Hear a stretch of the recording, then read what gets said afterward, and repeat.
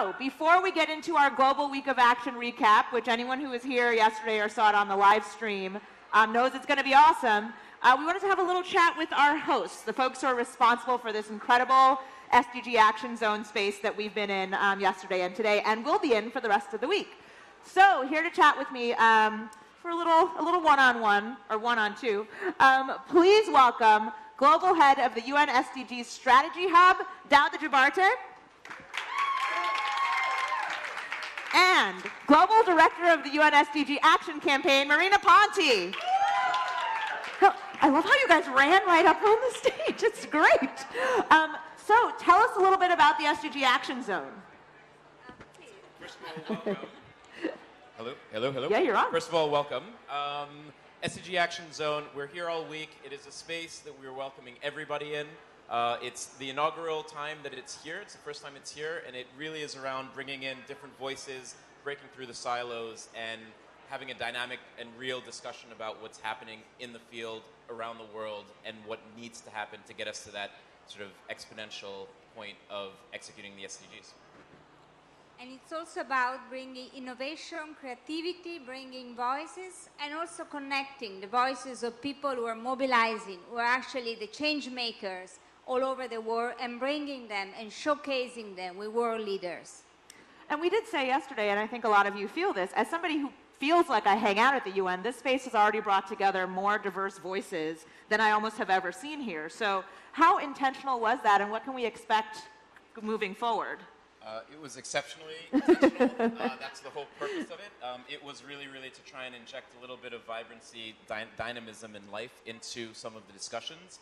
Obviously, what happens inside is between governments and between leaders. What's happening in here is between the people, and it really is, a space where the UN is trying to bring the world into the UN and bring the UN out to the world.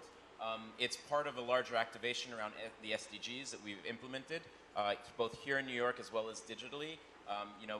Elements of that were the flotilla that welcomed Greta upon her arrival to New York, the billboards in Times Square. We have about 500 billboards on street corners throughout New York. There's a whole social media campaign around this, Time to Act for People for Planet, which we're doing. There'll be an announcement tomorrow afternoon on for the Decade of Action. Breaking news. So it is all laddering up to where we're going into the future. And if you haven't actually seen the pictures of the flotilla meeting Greta or the billboards in Times Square, which obviously you can walk over and visit, you should definitely look them up because it is spectacular. Marina, what's next? Okay, so next is, first of all, now, as we're meeting here, there are actions taking place all over the world. So if you haven't yet registered your action, please go to Act for the SDGs and really join the global movement for the SDGs. And also what next is that this space is about breaking the silos and actually bringing together the different sectors. One thing about the SDGs is that to achieve the SDG, everyone needs to take action, leaders, but also local government, business, civil society, individuals. So we need to make sure all these different sectors talk to each other and work together.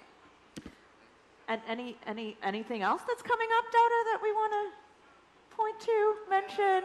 What can we hope for? What can we support you in? Everything. First of all, thank you for showing up. That's the first thing that needs to happen, is people need to show up. Exactly what Marina said, everyone has a responsibility to play with the execution of the SDGs. Our decisions every single day make an impact, whether you're consuming plastic in candy wrappers, whether you're choosing to fly less, whether you're choosing to eat a little bit less meat. We think in our everyday that this doesn't aggregate up. It does, and it makes a difference. And it's something that, we need to be more conscious decisions. We need to make more conscious decisions in terms of how we're pushing the planetary boundaries. I think you meant something a little bit less metaphysical.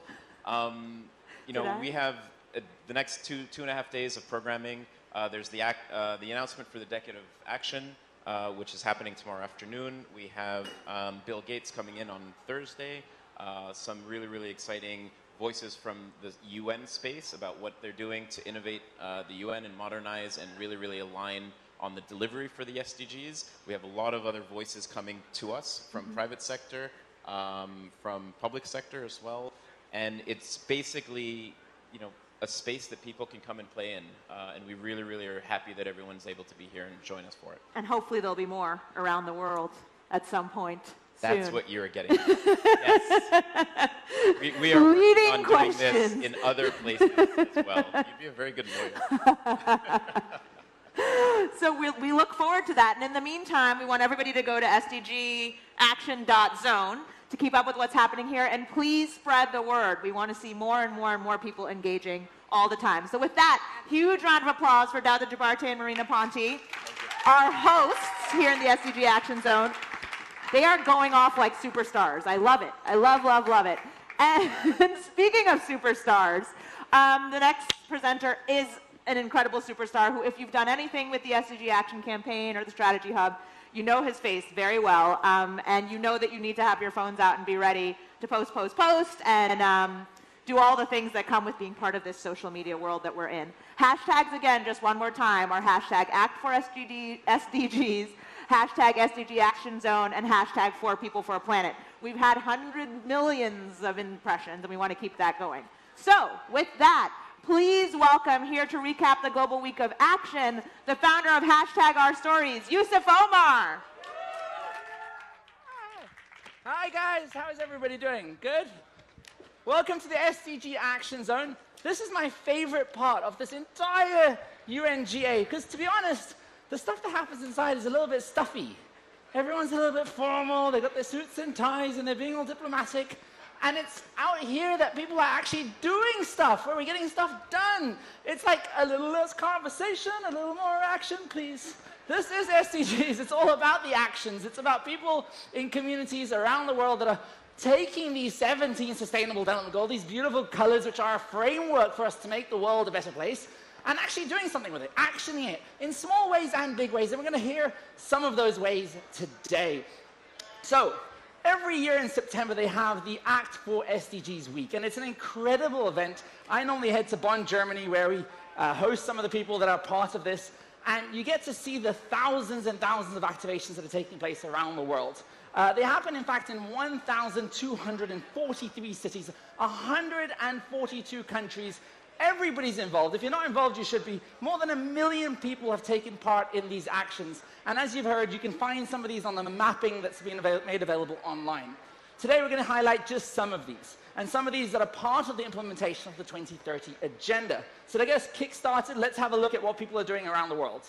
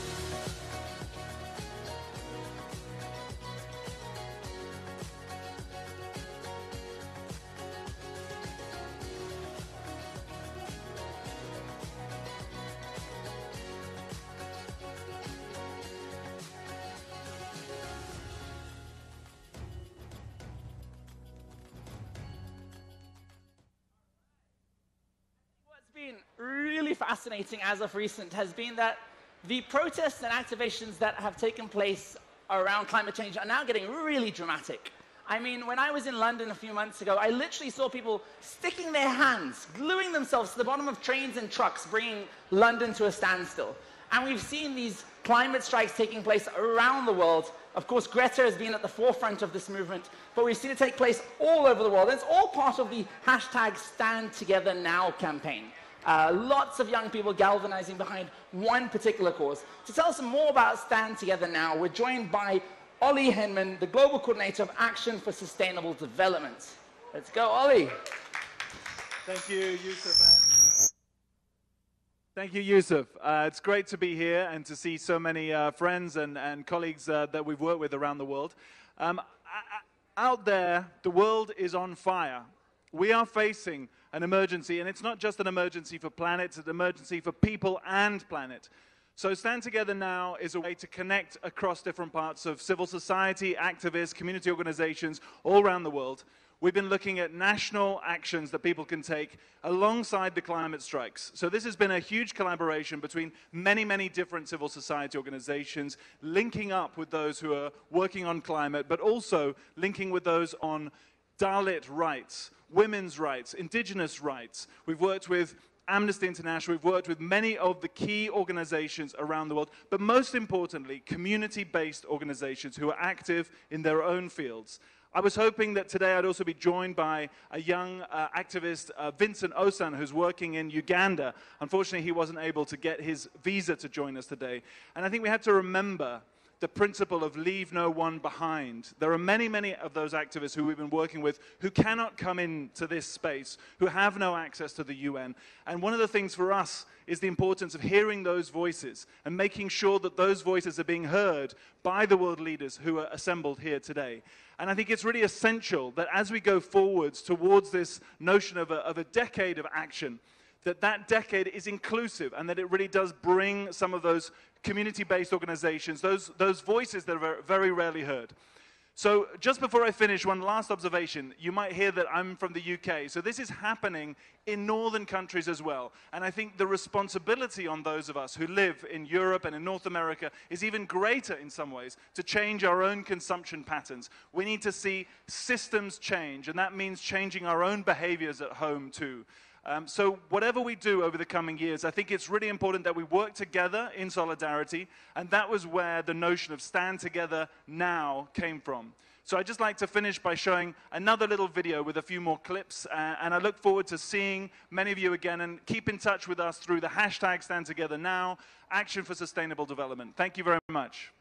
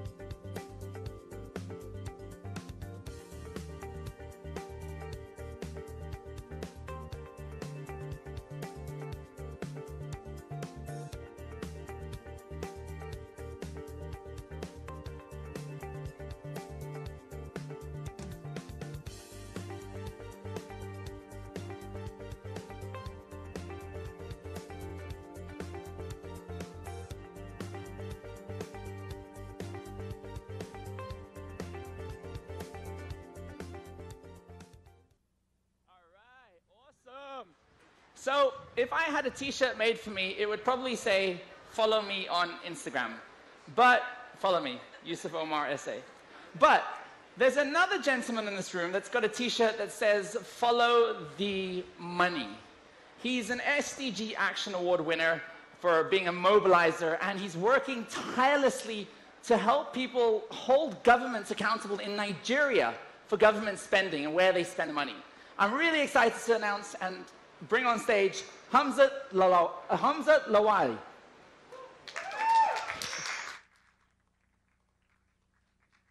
Hello, everyone. When we talk about the SDGs, for us, it's about millions of dollars and billions of pounds, because really, it's all about the money and getting greater commitment. But beyond the money, it's about utilization and ensuring that no one is left behind. For us, it's about mobilizing citizens and ensuring that they're able to use technology too.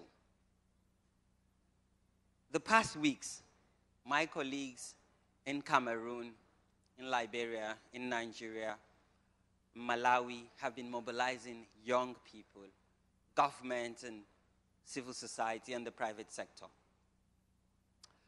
And we've come up with 5 different ways. The first one is the Follow the Money Challenge. we're saying as young people, we're challenging you to take up a campaign. What is it that you're passionate about? Is it quality education? Is it inequality? Just take up one challenge, go to your community and mobilize people, put it on social media, and we set up a panel of judges that would select who the winner is. Second one is campus tour. We all know that young people between the age of 16 and 25 are in the universities. So in all those countries, we go to universities mobilizing students, teaching them about the SDGs, and having them use their mobile phone to go around communities, taking pictures and putting them on social media. The third is a Twitter-thon. My generation is always on social media. So how are you using social media to bring about awareness and holding your government accountable? And the fourth one is going to primary school. We're catching them young. In 2030, how old would you be? The next crop of leaders needs to take ownership of the SDGs, and for us, we're catching them young. And lastly, is using radio. Over 70% of African population get information from radio. So we're going on radio to mobilize and inform citizens. And for us, what did we do? We say, follow the money challenge. Take up a budget in your community. Is your community or your government committing to access to water? Take up that challenge, go to your community and see how they're implementing this project. And the campus tour, for the past weeks, we've been mobilizing thousands of people, particularly young people, on e-governance. And the Twitter-thon, the hashtag is still ongoing, back to back, from Cameroon to Nigeria to Liberia, tweeting even in French, in Arabic, because for us, we don't want to leave anyone behind. And that's mobilizing thousands of young people, children in primary schools. This is Cameroon, in Yaoundé. And of course, our radio program. And for us, even being here, I've connected to different podcasts and radio shows just to amplify what we're doing and sending the message home.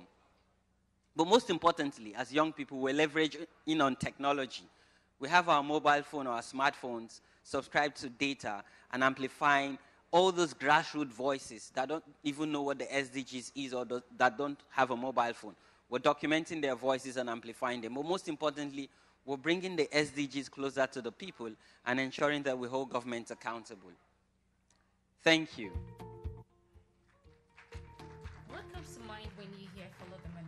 Follow the Money is a network of over 5,000 anti-corruption activists and vibrant young people who are passionate about empowering marginalized communities with skills to hold their elected representatives accountable for public service delivery. For over 6 years, Follow the Money has tracked millions of dollars in the areas of health, education, and water, significantly moving African countries closer to achieving the Sustainable Development Goals 3, 4, and 6. Our overall SDG is Goal 16, which focuses on promoting justice and building stronger institutions.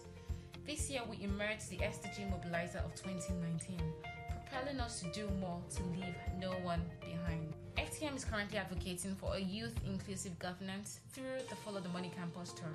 The strategy is to mobilize students from the academic space to demand for improved public service delivery to accelerate the SDGs. What are you waiting for? Join the Follow the Money movement so no one is left behind. Thank you so much for following the money. Now, the next speaker is Hatim Al-Ahmani, and he won the same award as a mobilizer, but in 2018. He's really interesting.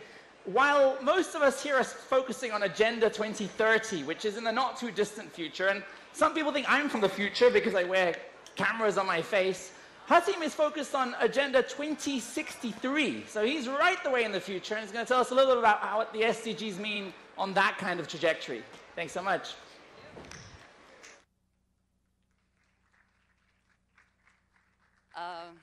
Hello, so my name is Hatim. I'm from Morocco.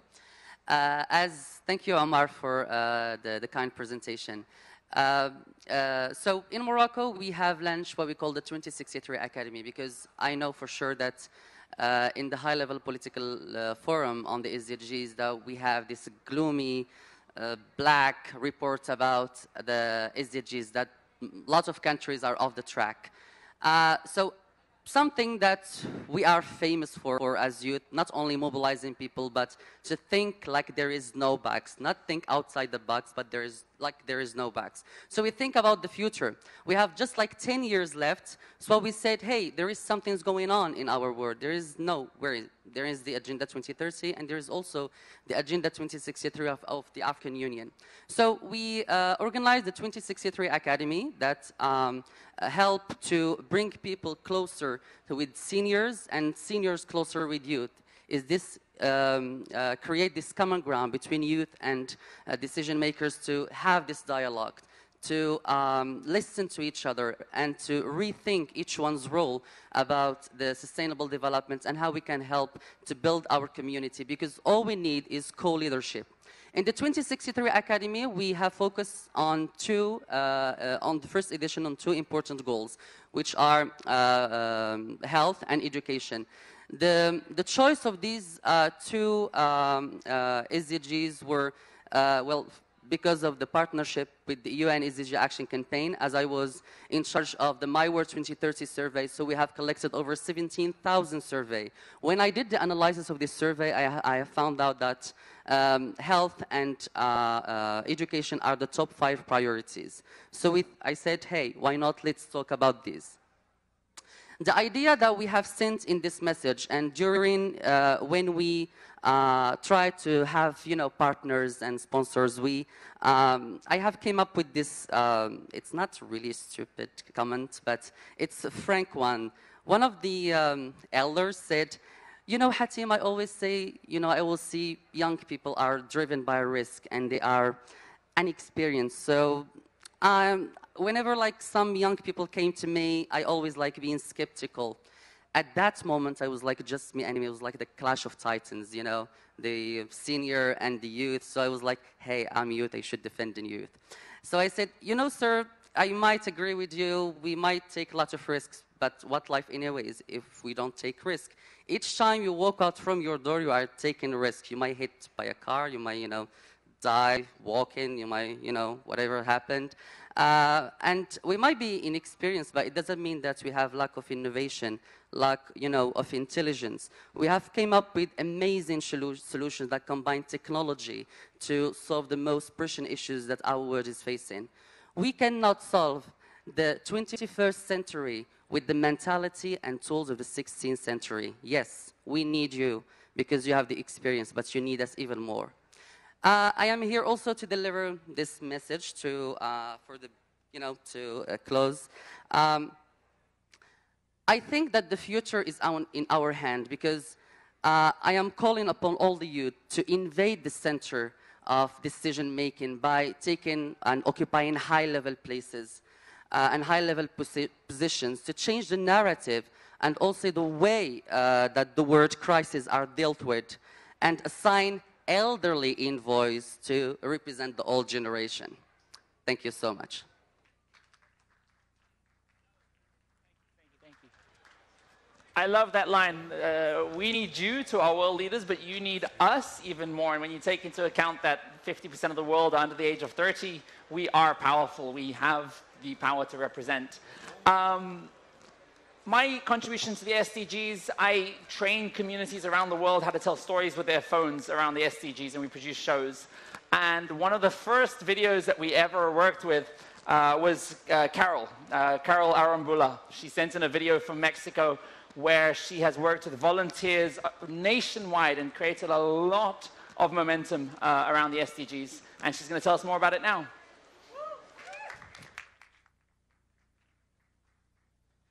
Hi, everyone. I'm going to go nadir on you. So my name is Carol Arambula. 5 years ago, which tomorrow we're turning 5, we founded an initiative all led by people who are volunteers and organizations from across sectors in Mexico.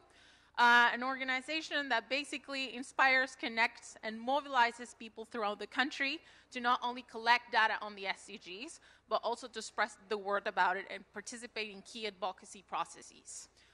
So as of today, we are a large group of people. Like I said, we have participated in 2 national voluntary reviews, and we're at the top of the list when it comes to the implementation of the My World 2030 survey.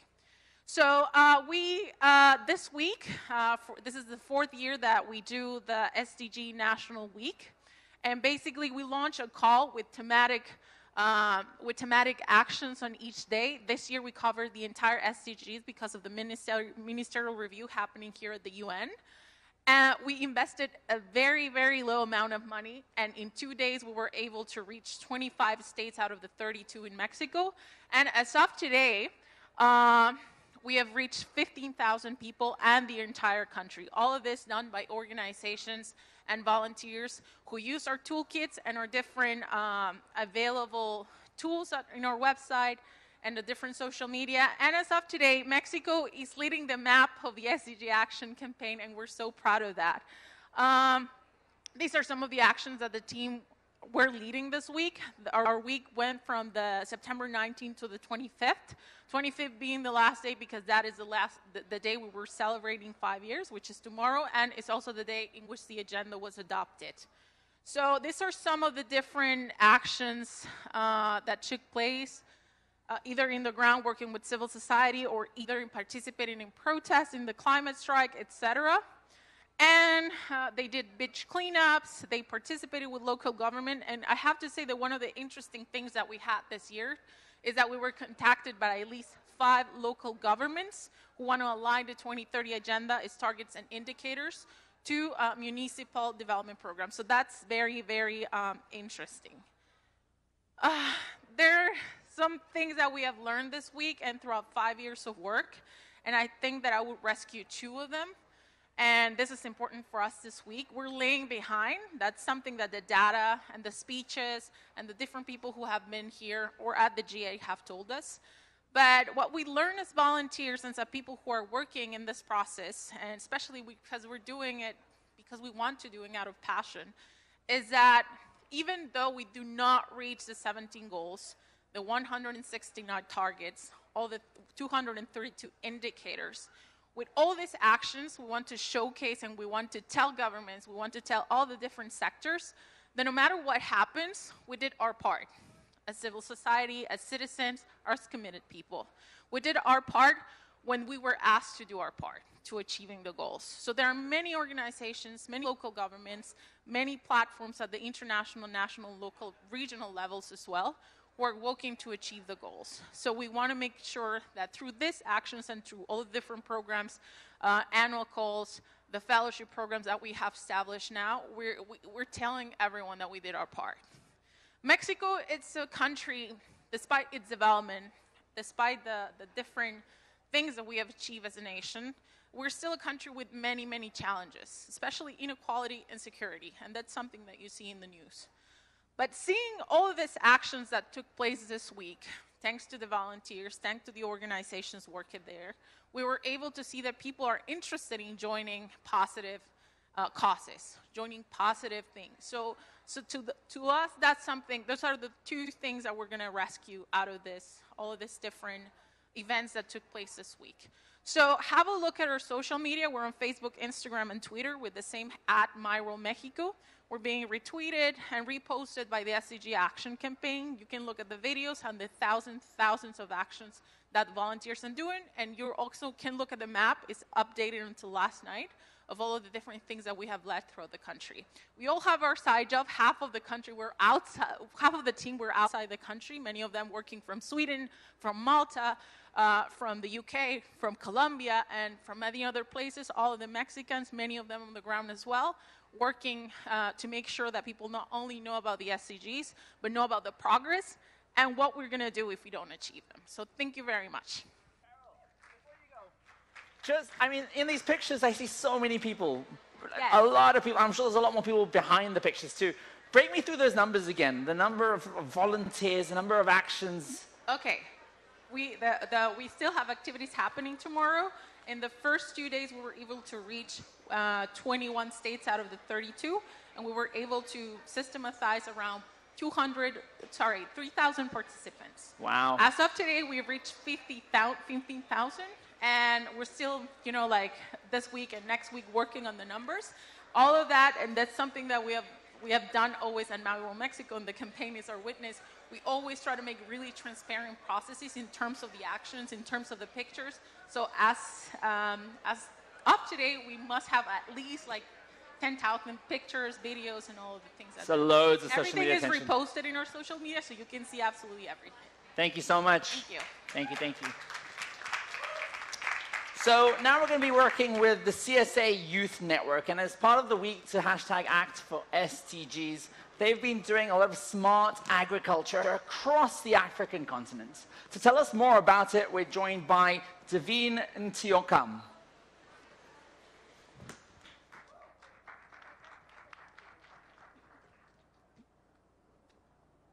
Yeah, Chokam Divine is my name, and I think I'm not just limited to agriculture. I'm very, very happy to say that the SDG framework, I was actually involved right back in 2013, and I actually led the My World survey and stuff. So I'm very, very happy to be here. And I came here to talk about how can we achieve SDGs and what are some of the key components we need to address as far as young people are concerned. We talk of youth unemployment. The only sector that employs without discrimination is agricultural sector, no matter what you did in the world. And that's SDG 1, SDG 2. SDG 32 has to do with the climate-smart practices of agriculture. The next thing I'm going to talk about is how do we ensure that agriculture is looked upon as a business? How do we transform and make sure that we create enterprises for young people? That's the only way we can stem rural-urban and global south, global north migration. And the other thing I usually say is that for us to achieve the SDGs, for us to stem unprecedented migration, we need to transform the rural cities into, the rural communities into rural cities, meaning that if the community X has affordable education and accessible, it's not, the Dutch guy is not going to leave the community to go to the city. And that's going to really address the issue of urbanization.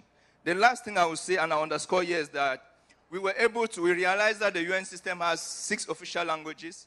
We translated the SDGs into 60 local languages across the continent to ensure that nobody is left behind, be it at the community level and with the policymakers. And that said and done, I want all of us here to take a vow and say we're going to translate the SDGs into our local languages and get involved in the agricultural systems. Thank you. Thank you so much. Now, to really get a sense of the scale and the magnitude and the reach of this activation, you've got to head online, and you've got to head to #Act for SDGs, and you will see so much activity. I mean, if we just jump right into Twitter right now, and you type in Act for SDGs, or even Google, you can come out to the map of the world, you can see all these activations taking place, tons of stuff happening in Africa, for example. Loads and loads of work being done. Head to Twitter, Act for SDGs. There's a whole timeline full of stuff. You guys might have seen that we were at the Bright Lights of New York City. Things are happening in Berlin. There's been all sorts of educational stuff happening across Africa. All over the world, you're seeing all these different, Philippines, for example, lots of water stuff being done there. In Paris, there was amazing artwork. We now jump into Instagram and we see equally lots and lots of activities. Lots of stuff on Instagram about food, about sustainable ways of farming, sustainable ways of eating. Lots of ocean stuff has been quite interesting. Beach pictures do well on Instagram. Looking now to parts of the African continent, bicycles, environmentally friendly ways of traveling. Lots of this is focused around schools, and I think that's an important part of this. We're seeing loads and loads of attention around schools on social media. Let's jump into Ghana now, where we at somewhere in Europe. Berlin, back to Berlin. We've seen loads of activities around Germany in particular. And of course, Facebook is the same. If you type Act for SDGs on Facebook, my entire timeline is full of SDG stuff. Tons and tons of people doing social good all over Facebook right now. So whichever your platform, wherever you are active, make sure you guys are sharing, make sure you guys are talking about it, because I think we can find local solutions that apply in a community in India and will have consequences and are relevant to a community in Mexico or anywhere in the world. We're all going to learn from each other. We're going to do this together, and we're going to save the world. I'm Yusuf Omar. Thank you so much.